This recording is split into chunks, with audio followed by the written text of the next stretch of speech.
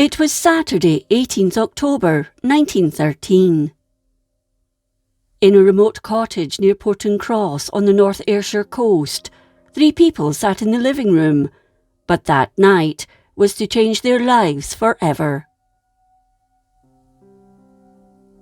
61-year-old former self-employed baker and farmer Alexander McLaren lived with his wife Jessie, 62, and her sister Mary Spear Gunn, at one time a telephone operator.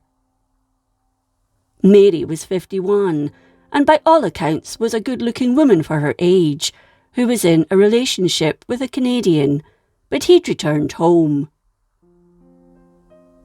What is unusual about her is that she was unmarried, and that made her stand out for the times.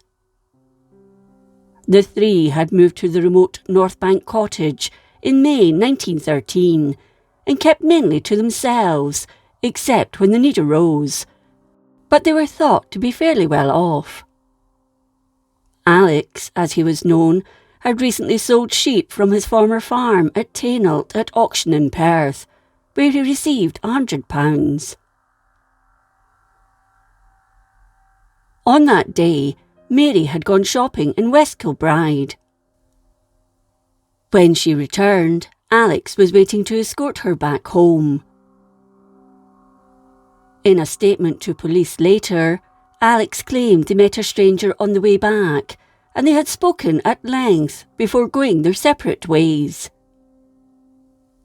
By evening, the weather was foul. It was stormy, rain was lashing down, and the winds had picked up. Alex sat at one side of the roaring fire, Jessie at the other, while Mary sat at the table. With an oil lamp burning, he read aloud from a book. He was sitting on a chair, with the only window to the room behind him, but the curtains weren't drawn, as seems to have been their custom. Jessie and Mary were busy knitting while they listened, although it has been suggested that they too were reading.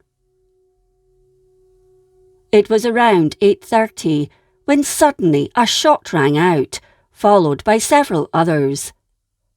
The glass shattered as the bullets flew into the room. Mary, realising she'd been hit, called out, "Alex, I'm shot," then collapsed to the floor. One of the 3 bullets to have hit her penetrated her heart, killing her almost instantly. Meanwhile, Alex shouted, "Floor, floor," hoping the assailant would miss. But by this time, Jessie too had been hit by 2 bullets and had already fallen from her chair, and he had been hit by the first one. It had struck his left index finger, having pierced the book he was reading. It was later found that the chair in which he'd been sitting had been hit by a further 2 bullets, which were later removed, and one further bullet was found outside, thought to have ricocheted off the wall at the window of the cottage. Unaware initially that he'd been hit, Alex ran outside to unlock the dog kennel to allow his 8-month-old Scottish Terrier and his Border Collie to try and track down the shooter in the darkness. It proved futile. As there was no phone at the cottage, he ran to the nearest house, the farmhouse of Alexander Murray at Portencross, half a mile from North Bank, to raise the alarm. He told Murray what had happened, but was forced to go to the local laird's mansion, Auchennames, where William Adams lived. More importantly, he had a phone. However, the local police didn't have one, so were roused by a friend of Adams. They and a doctor were quickly on the scene. Mary was pronounced dead, while the bullet in Jessie's back was removed by the doctor. She was transferred to Kilmarnock Infirmary as she had superficial wounds to her kidney and was only released in January 1914. Alexander's finger was attended to. Then he was taken to West Kilbride police station, where he recounted the night's events, even though he still appeared to be in shock. The bullet casings were examined, and the gun was determined to be a revolver, a Colt type. However, this theory throws into question the number of bullets fired. In all, there were 9 shots, so this begs the question, did the killer reload, or did he, or she, have 2 weapons? The cottage was situated very close to the sea, so it's not inconceivable that the gun was thrown into it, but it has never been found. It also transpired the gun had been shot not straight on as expected, but at an acute angle. Perhaps the perpetrator was known to the family and wanted to conceal their identity. 3 sets of footprints were found, but they didn't match Alex. Plaster casts were taken, but no match was found.